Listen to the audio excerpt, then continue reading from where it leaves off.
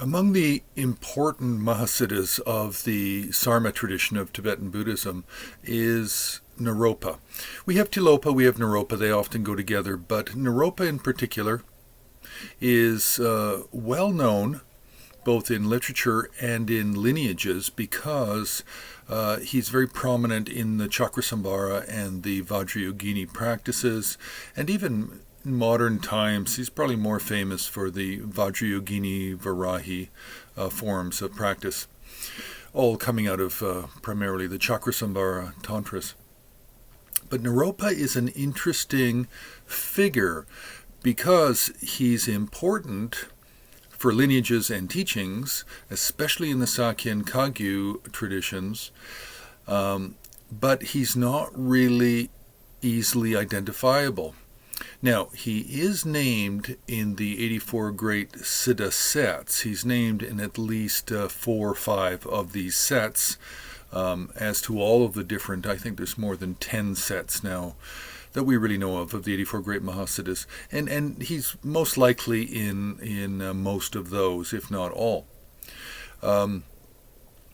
He is not, however, in the set of the 8 Great Siddhas. He's not in any of the Kagyu sets or any of the Sakya sets. Whether or not he appears on the sides of, or on one of the petals of a lotus, a metal lotus mandala out of Nepal or India, that I'm not sure about whether he's there or included. Not a lot of research has been done on the early system of the 8 Great Siddhas and then the later Tibetan variations on it, of which there are many variations. Now, back to Naropa not being recognizable or easily recognizable.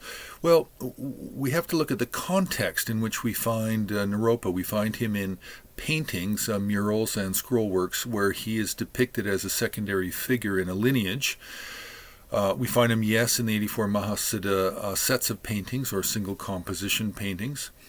And then we very much find him in the Dakpo Kagyu lineage, Mahamudra golden garland lineage of the Karma Kagyu, and then also other Kagyu traditions of the branch schools.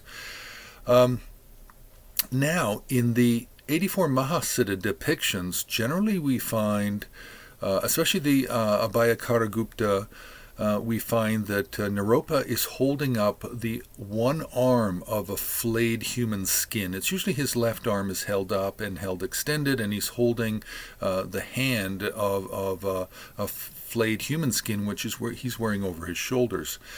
Now, you sometimes can find this in the Vajrasana tradition of 84 Great Mahasiddhas as well. But it is quite common in Sakya depictions of the Chakrasambhara lineage, where Naropa is actually holding up, upraised his 2 arms above his 2 shoulders, holding the 2 skinned or flayed hands, and it's like he's putting on the human skin, like he's putting on a jacket. So we do find this in painting, and sometimes we find this in sculpture. But that's to do with Chakrasambhara and Chakrasambhara lineage, where we'll find this. Sometimes Naropa is holding up 2 arms, sometimes he's holding up 1. But in a lot of sculptural and painting compositions, especially when it concerns the Kagyu lineage, then we find Naropa is only showing a gesture with his right hand, either gesture of generosity or teaching or blessing, and in the left hand is a skull bowl, a skull cup. But it can be reversed. He might have the skull bowl in his right hand and a gesture in his left. There's no consistency here. There's essentially no consistency at all with depictions of Naropa within a number of different systems. So because of this, Naropa has a kind of generic appearance with the skull bowl and the gesture in a right or left hand. What he does often have, though, is he has Siddha appearance. His hair is done in a kind of dreadlock, piled on the top of his head. He has conch shell earrings. He has bone ornaments. He has a disheveled look. So Naropa does have a disheveled look. but so do many other Mahasiddhas when they're just shown in a generic fashion.